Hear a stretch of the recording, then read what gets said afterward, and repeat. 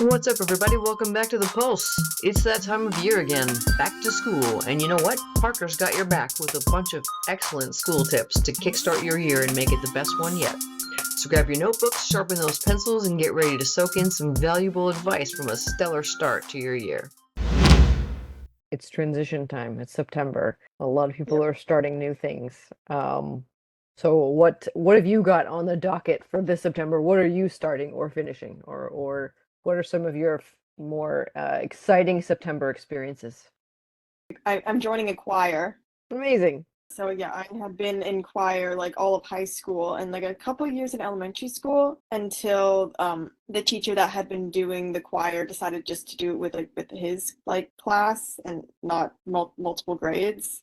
Oh, Yeah, but then I got to do it for the entirety of high school, which was fun. well, that's cool. We had like winter concerts and stuff. And then so I think it was that we had like sometimes there was like at the high school I went to, like we would have our own like winter concert.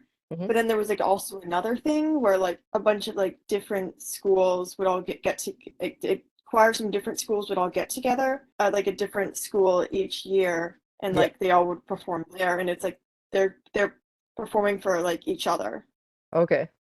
It's like the one for the students in the choirs, and then there's like the one that was at like I guess everyone's like individual schools that's for like the parents and the like family and stuff. Yeah. September is usually a time when it's a time for school to get started again. What are some of your back to school experiences been like? It's like you get all your new materials, you get to like you get your locker assignment, you get your new lock, you get to put all your stuff in your locker, but then that would only last for like a week, and then it's like all like the homework in all of the classes would start, and it would just be overwhelming, and then I would realize why I don't like school. So where does it all go wrong? I think when all of the academic classes start assigning homework, and it's like in that one in like the amount of homework like per class, like that makes sense, but with all of it together, it's too much.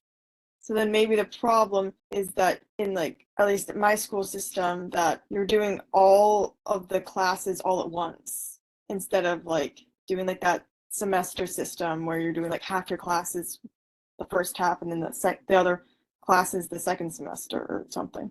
Yeah, and teachers aren't sitting together coordinating how they can make their students' lives easier by coordinating certain heavy nights of homework on some days. Mm-hmm. Like it's not a factor. So when you were graduating from high school and you were thinking about next steps, what were your plans for September rolling around? Oh, you mean like September, like going into grade 12? Yeah, no, like Or after like after you graduated, like what was your plan for after graduation? graduating? Yeah. Like what was that summer like? Well, I don't remember what the summer was like. Oh, wait, no, I do remember what summer was like. Yeah, no, the summer after graduating high school, Hmm. I think my whole sleep schedule just completely flipped, and like I was just like staying awake all night, sleeping all day. That's just something I distinctly remember. Yeah. But then, yeah, like there wasn't like, oh, I got to prepare for school because I wasn't going to be moving for school. Hmm. But it's just saying it out loud now, it makes it sound so irresponsible. But it was just like always having to be so like you have like your schedule all throughout high school, and it was like once that ends, or I think it was actually something that to an extent happened every year after I completed that grade and got to the Okay. summer. At least no, I remember well in elementary school I did have summer school that I would do. I would have Okay. like a math sort of math like a math and English class, and then sort of like a PE class. And so I had somewhat of like a schedule then, but then you get to high school and it's like unless you're taking a specific class, there isn't exactly summer school. And so I didn't have summer school. I think in a sense I sort of just it was just something I fell into. Yeah. I think because I naturally want to stay up later. Hmm. That's not exactly conducive to success in school. No, No. but I somehow survived. Also, Impressive. I had a lot of a lot of support. Like my parents wanted me to like do well and stuff.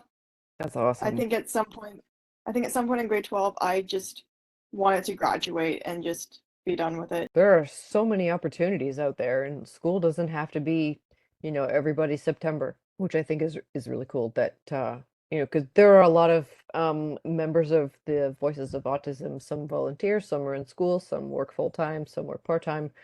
Um, we all kind of have our own thing, but for whatever reason, every single September, the end of the summer, beginning of every fall, whenever we have our return to normalcy meeting, we all have this weird sense of, okay, gotta get back in gear. There's something about September and starting back into like a routine. So you think about it, it's not only that, it's with television shows. They also have the premieres in September.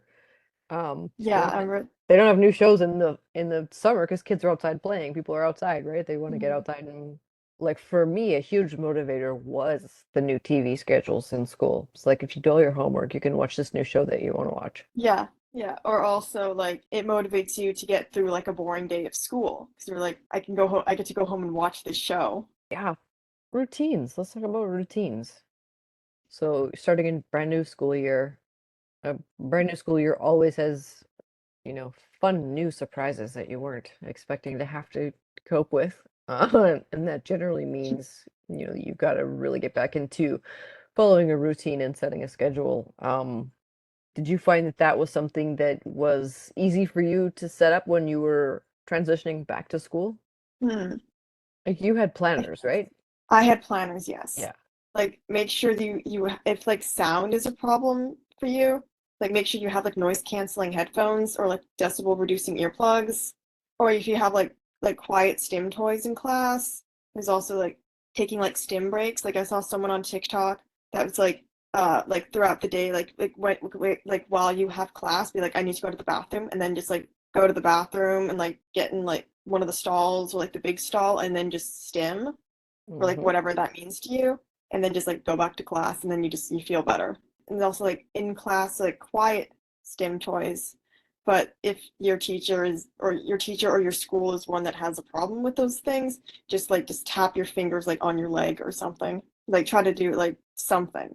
So, so what do you think are some good things for kids to remember if they're nervous about going to start a new school or even just a new school year?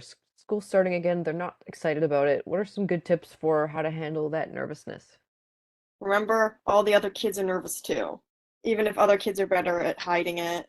What about routines? Like, do you think routines are important for school age kids? Well, I think the younger the kid is, like if it's elementary school, then routines are more important. Like the parent giving the kid a routine is important. When the kid is older, they could have like in high school, they could have more say in their routine, but it also depends on whether a routine helps them. Things like sleep, like good sleep habits and good diet. Try to get some sort of regular exercise. Those would be Mhm. my tips, I think. Think about it, when you start school again, you are suddenly expected to be like on task all day. And then like that's exhausting. Like kids are exhausted when they get home from school, and especially, they've had all summer off and they're just kind of getting back into it. And okay, like they've had to do this thing every day now, every day, all day. Mhm. It's so important that when they come home, they have a good environment that they can predict, right? That's just like, okay, Yeah. so I know that I'm going to have a snack because I need a snack. I know it's going to be healthy because I know what my body needs. I know that I'm going to have, this amount of time to do my homework. I'm going to have this amount of time to be social. For me, it was always the prep and anxiety that went along with getting ready for school starting again was always now I have to start picking my outfits out every day again. And that was always Mhm. really stressful for me. And so there was sort of like well, maybe you can spend some time before the school year starts or in the beginning of the school year and like have a look at your clothes and what are some good outfits you can put together and think about that for later in the school year. So like Yeah. addressing those things that freak you out. Like it's okay that stuff Yes. makes you anxious or makes you feel weird or uncomfortable or even bad. Um, but like when it comes to starting, school and meeting new people and that kind of thing, it's really important that, you're able to at least have a plan for how to treat yourself, right? So like you've had a really rough day at school, it's your first day back, it's high school. Oh my gosh, what a rough day. You know, you haven't made any friends yet, or maybe you've made friends, but you're not really sure because then at the end of the day, you saw them talking with somebody else or whatever it was. There's so many things that happen.